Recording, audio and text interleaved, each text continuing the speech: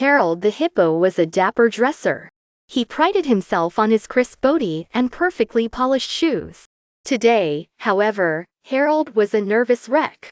He had a very important meeting with the PTA Hippo Parent-Teacher Association about his son, Henry's love for mud pies and messy business. Just as Harold was about to leave the house, he felt a peculiar sensation.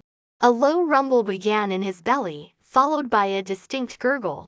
He looked down to see a most alarming sight.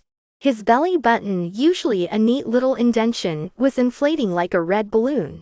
"Oh dear," muttered Harold, trying to push the rebellious button back in. It jiggled and wobbled, refusing to cooperate. He patted it down, but it just popped back up, even bigger than before. With a final, indignant pop, his belly button detached itself completely. It bobbed in the air, a bright red sphere with a mischievous glint. Harold yelped, swatting at it with his tiny hand. The runaway belly button zipped around the room, leaving a trail of giggling noises in its wake. Harold chased after it, his body dangling precariously. It bounced off furniture, zoomed past a startled goldfish, and even tried to join Henry's mud pie construction, much to Henry's delight. Just as Harold felt like giving up, the doorbell rang.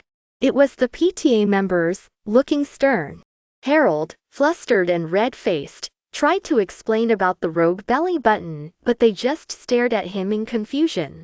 Suddenly, the belly button landed with a plop right on top of the PTA leader's head. The air whooshed out, causing her hair to stand on end like a dandelion puff. Everyone burst out laughing, the tension broken. Harold, finally back in control of his runaway button with a dab of glue, apologized profusely. The PTA leader, still chuckling, said, "Well, Mr. Hippo, at least your entrance was memorable." Harold, relieved and a little lighter literally, went on to discuss Henry's mud pies with renewed enthusiasm. After all, a little mess is part of growing up, right?